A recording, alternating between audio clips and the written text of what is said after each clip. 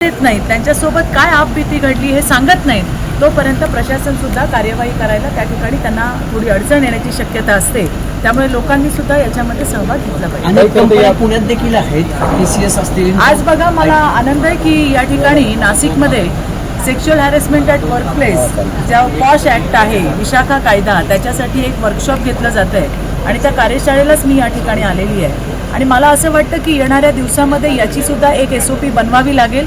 Sexual harassment at workplace म्हणजे फक्त workplace नाही, तर वर्कप्लेसच्या संबंधित आता कामाचं स्वरूप बदललं आहे, वर्क फ्रॉम होम चालू झालं आहे. त्याचबरोबरीने ईमेल आणि व्हॉट्सॲपचे कम्युनिकेशन्स असतील, तुमच्या ऑफिसमधनं निघणाऱ्या सहली असतील, ऑफिसमध्ये येणाऱ्या जाणाऱ्याची जी वाहतूक असेल ते असेल, या संदर्भातल्या सगळ्या गोष्टी ज्या आहेत या पॉश ॲक्टमध्ये त्या ठिकाणी इन्क्लूड करणं गरजेचं आहे आणि याच्याबद्दलची SOP राज्य सरकारने बनवावी, अशा पद्धतीची सुद्धा माझी मागणी मी सन्माननीय मुख्यमंत्र्यांकडे करणार आहे. जितकं मला समजतंय तसे मी माझे सुद्धा मसुदे बनवून ते सुद्धा मी मुख्यमंत्र्यांकडे देणार आहे आणि या संदर्भामध्ये SOP बनवावी आणि त्याचं प्रभावी अंमलबजावणी व्हावी, याच्यासाठी सरकारने सुद्धा आग्रही भूमिका घेतली पाहिजे.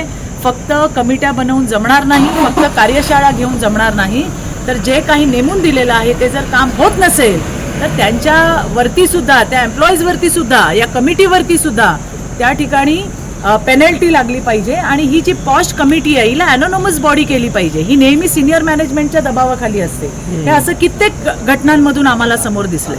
त्यामुळे नुसता देखावा नको कामाचा, तर खऱ्या अर्थाने पॉश ॲक्ट काय आहे. आता सुरुवातच, मी आज आता इथे आली, अजून सुरुवात नाही झाली आहे, आल्यावरती बऱ्याच मुद्द्यांवरती बोलता येतील, पण मी माझे मुद्दे काढून ठेवलेत की ज्याच्यामध्ये या कायद्यामध्ये थोडी अमेंडमेंट होण्याची गरज आहे आणि ते मी मुख्यमंत्र्यांकडे देणार आहे. लवकरच याची SOP आम्ही बनवू. काल पक्षाला, खरं तर भाजपला किंवा केंद्र सरकारला मोठा झटका बसला. बिल झटका कसला सरकारला बसला मी तुम्हाला सांगते.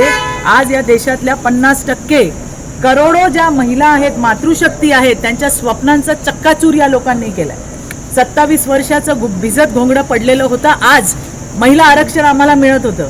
म्हणजे महिलांच्या हातातोंडाशी आलेला घास मोदी जे आम्हाला देत होते ते उधळून लावायचा डाव यांनी केला. आणि हे जल्लोष करतायत ना, आज तुमच्या माध्यमातून मला विरोधींना सांगायचंय, महाराष्ट्रामध्ये लाज वाटली पाहिजे अशा पद्धतीने. अरे जरा महिलांचा तुम्ही विचार तर करा.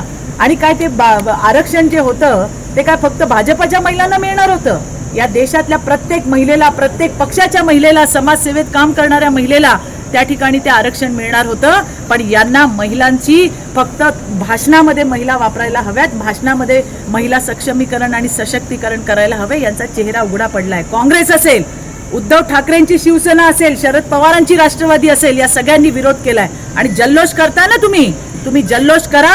तुम्ही बघा, आमचा नारी शक्तीचा शंखनाद आता चालू झालाय. लढाई तर आता चालू झाली आहे आणि तुम्हाला याची फळं भोगल्याशिवाय तुम्ही राहणार नाही, आम्हाला विश्वास आहे. आता या देशाची नारी शक्ती तुम्हाला दाखवून देईल की नारी सब पे भारी, आणि हे तुम्हाला सगळ्यांना भोगावं लागेल.